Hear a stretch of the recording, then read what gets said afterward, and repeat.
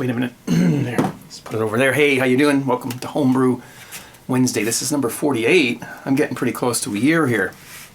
I can't believe a year has gone by, almost. Anyway, this week we're going to talk about nose hair trimmers. Now, no, we're not. We're going to talk about screen washing stuff. No, we're not. We're going to talk about brewing. It's just a joke. A couple of people didn't like my last week's video because I talked about shaving. That's okay. I understand. It's trying to find topics here. It's not always easy, but we're good. We're back in the dungeon. And let's talk about what I got going on down here. First of all, before this completely loses its appearance, I want to talk about this. This is that beer I was talking about last week, and I think I talked about on my live broadcast as well. The stinky beer, the one that smelled like a fart. Okay, now people were saying, obviously, the best thing to do is just leave it for a few weeks and it'll die down. I couldn't do that because I really had nothing else. I had no other beer on the pipeline at all, so I had to just go ahead and keg it. Got it down cold, carved it up, and it's been in the keg for about a week now, and it has actually improved. When I first put it in there, oh man.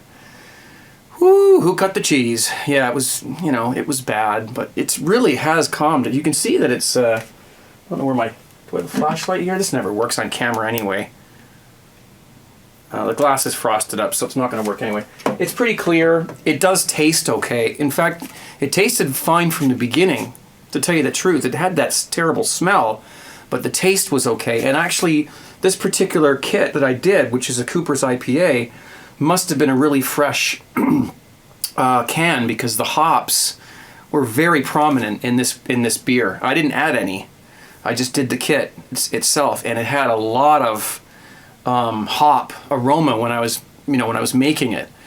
And the hops actually helped out a little bit because they sort of masked the flavor I might have gotten had the hops not been there, which is the flavor of that smelly fart. But no, apart from the fact that it doesn't have very nice head retention because it's a strong beer, just because what I had to do to it to try to get the smell out of it, I added some more sugar, I boosted the alcohol a little bit, re-fermented it a little bit more because I actually oxygenated it when I was trying to get the smell out of it. I'm not going to go through all the things I did. They worked a little bit. I didn't follow the exact procedure that Immoladius tomato, what he told me to do. I didn't follow it exactly, but what I did do did help. And it's tasting pretty good. It's not the best. Hopefully this won't happen again. But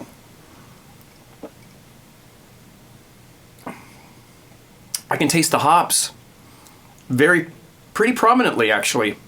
For a kit beer, I'm very surprised.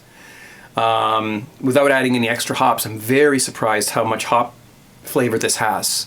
So give the Cooper's IPA a try. And if you do get that skunky smell, which I doubt you will, just leave it. It'll be fine. It's not the kit's fault. You can get that with any beer kit, or any brew for that matter, whether it's all grain or extract, whatever. Okay, so that's that. That worked out okay. Not all lost. All right. Now the other thing, a lot of people are asking me about the Prohibition whiskey kit. It's almost finished, and I'm going to show you it. Let me just grab the camera. And, whoops, it's down here, so there it is. You can see that it's almost clear. And here's the stuff you're going to put in at the end to give it the flavor. And man, that smells amazing. So yeah, it's getting there. I'll tell you a little story about what happened. Put that back. There we go. Oh, try not to edit these things too much because it takes too long. Last night that whiskey kit was, right now it's just alcohol, but when you put the flavor in, it's going to be whiskey. It was crystal clear. And I thought, boom, here we go. Let's get this off the sediment and back into the thing, and we'll put the flavor in, and we'll have a nice little drink, you know? Well, while I was siphoning it, I must have turned my head for 1 second, and I looked back, and all the charcoal stuff was coming through the hose, and it was black again. So it's like, oh man.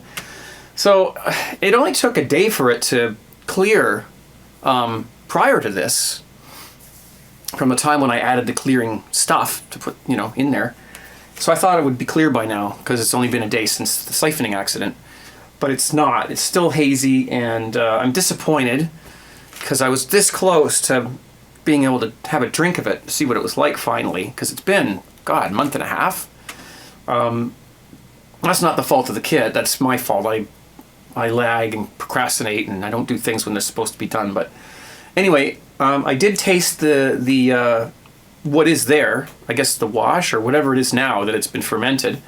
I did taste that, and it actually tastes quite good. It's not what you would expect. It's just sugar and water, you know. You know, so I don't know, but it tastes like something you could totally add to, you know, some soda or, you know, ginger ale or whatever, and it would be great. So, but it's gonna be amazing when I get this stuff in. This stuff just smells like a bottle of scotch, you know. Oh man. So hopefully by tomorrow night, it'll be ready to finish off, and I'll be doing it. I got it all on video. Sorry, man. There's a frog in my throat here. I've got it all on video, all the little bits and pieces and parts that I've gone through to get it to this stage, and I'll be putting that on YouTube after this is all done. So that's that. I've got a Cooper's IPA going in the background here. Cooper's English Bitter. I was going to make the CraigTube Porter, but I was in a hurry, and I just wanted to get a batch down, so I'll be doing that soon. That's the Porter Experiment. If you want to look for that on my YouTube channel, just go to this little search bar on my channel and type in Porter Experiment, and you should find that video. It was an English Porter that I did right off the seat of my pants. It was just, well, not literally, but I had some chocolate malt, I had some Crystal 60, I had some Windsor yeast. You know, I had all this sort of stuff to throw together you know, what I thought would turn out to be a porter. And in actual fact, it did turn out nicely. And a few people have brewed it since then, and they've been raving about it. So give that a try if you want to watch that video and see how I made it. I might do another video on making it just a revised version, because I think there's a couple things I could have done different, but it was a good one. So anyways, back to, speaking of this, I forgot to bring another topic up about this thing. First of all, I wish we could buy these here, because I know this is going to taste fantastic. I can smell the flavor bottle there, and I've tasted the drink. I know it's going to taste good. There's no doubt in my mind it's going to taste good. So I don't know if anyone else has done one of these. There are no videos on YouTube of this, so I'll be the first to post it on YouTube, unless someone beats me to it in the next couple days. And I just wish they sold these here, because I think they're fantastic. You don't need any special equipment. You know, they're not quite as strong as a 40% bottle of whiskey, but you know, just drink more of it. That's all. Now, I did pick up, however. Now this came with you know, it came with the yeast, the yeast nutrient. You had to add your own sugar, you know, a whole crap load of corn sugar to give it something to ferment. It came with the potassium metabisulfite for stabilizing, and it came with all kinds of little packages of clear fluid, chitzacin and other things. Two different ones. You got to put one in and then put the other one in the next day or whatever.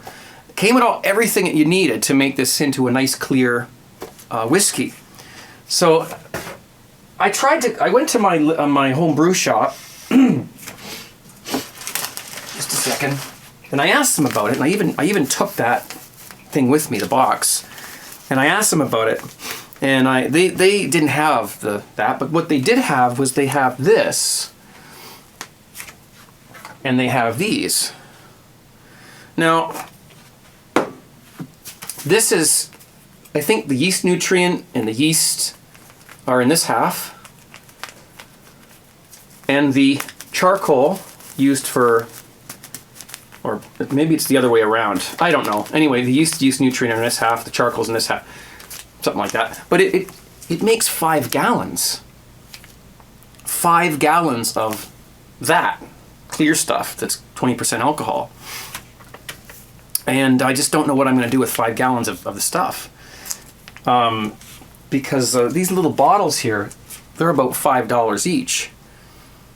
And you use 1 per 750 milliliter bottle, I think. Yeah, or 1 liter.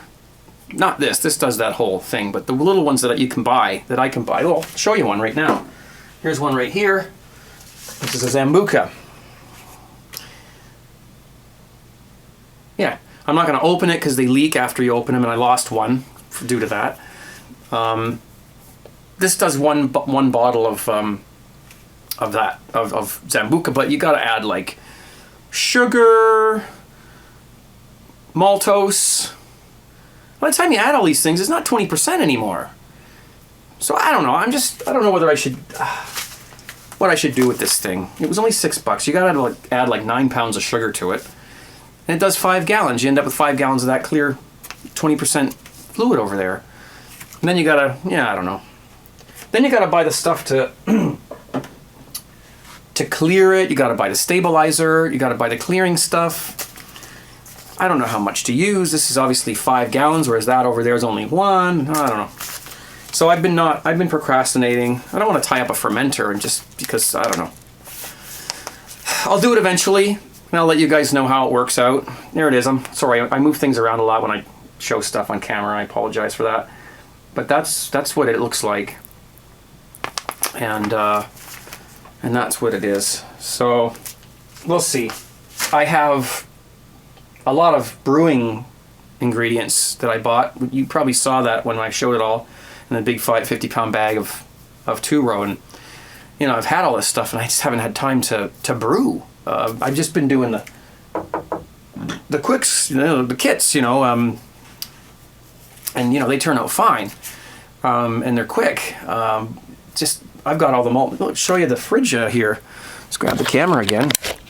This video might be a bit long, but you can always watch it in two parts. So there, I've got a whole bunch of liquid malt extract, some amber and some light. I've got a whole bunch of hops, all the yeast I need for different things I'm going to be doing. Got some high malt glucose down there, or maltose, I guess they call it. There's a maltodextrin down there, and a vacuum. Oh, there you go. So, and that's what I've got, plus the grains that I've got for, for the partials and the all grains. So it's all there. I might do some more brewing videos. I've shown all the methods, but it's always fun to watch somebody brew, I guess. So I'll, probably throw together some video when I do those things. And finally, the weather's changing. It's getting cooler down here in the basement a little bit. So I'm really looking forward to trying like a really light bodied beer, like a lager or a Pilsner, an all grain version of those. That would be really interesting. I'd love to try that. Haven't done that yet. Anyways, guys, I think I've taken up enough of your time. Cheers, 17, if you will, and enjoy the fruits of your labor. Brew beer. And thank you to S.J. Port for that saying and for inventing the Homebrew Wednesdays concept. I don't know what I would do every week on YouTube if it wasn't for the ability to do this. It's an excellent idea. The man is a genius. S.J. Port, cheers to you. And we'll see you guys on Friday. Take care. Bye. Cheers.